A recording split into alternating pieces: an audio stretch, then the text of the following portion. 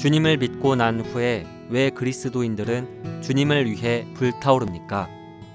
그들은 매우 적극적으로 복음을 전하게 됩니다.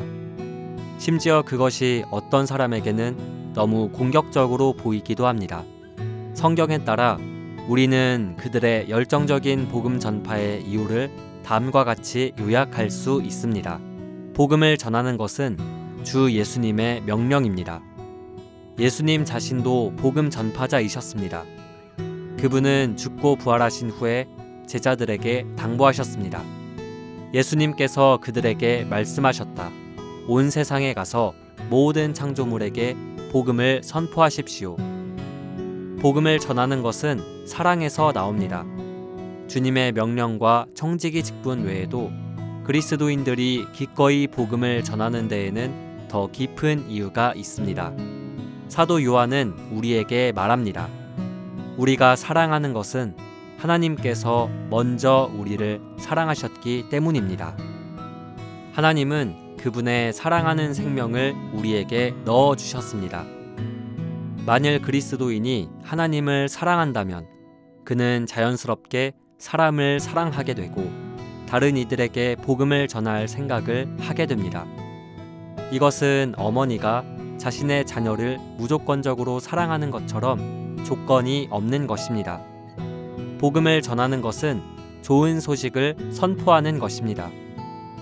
누가복음 4장 18절과 19절에서 주 예수님은 구약을 인용하여 갈릴리 사람들에게 이렇게 말씀하셨습니다.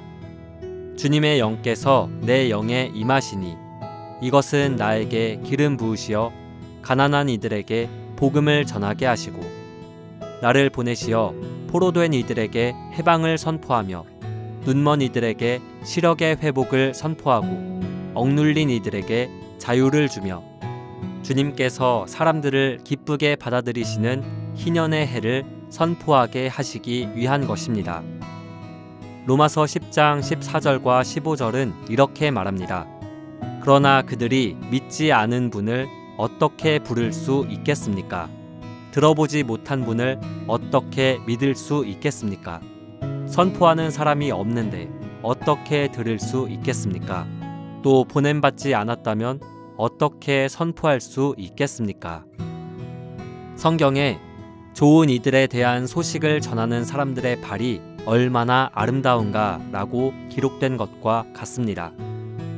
복음을 전하는 것은 사람들을 구원하기 위한 것입니다. 우리의 선조 아담과 하와의 타락으로 인하여 모든 사람은 내적으로 죄악된 본성을 지니고 외적으로 죄악된 행위를 가진 죄인들이 되었습니다. 이로 인하여 사람은 하나님의 의로운 심판 아래 놓이게 되었습니다.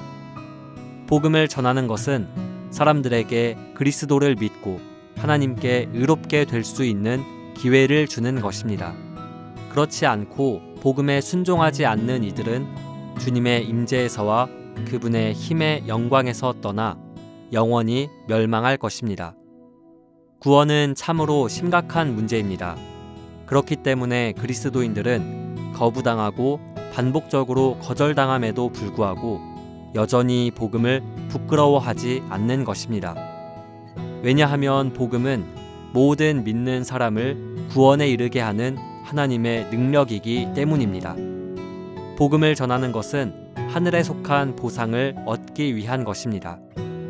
주 예수님께서 돌아오실 때 그분은 왕국인 교회의 확장을 위해 그리스도인이 혼을 구원했는지 아닌지를 볼 것입니다. 만일 그렇게 했다면 그는 후한 은혜를 받아 주님의 기쁨에 먼저 참여할 것입니다.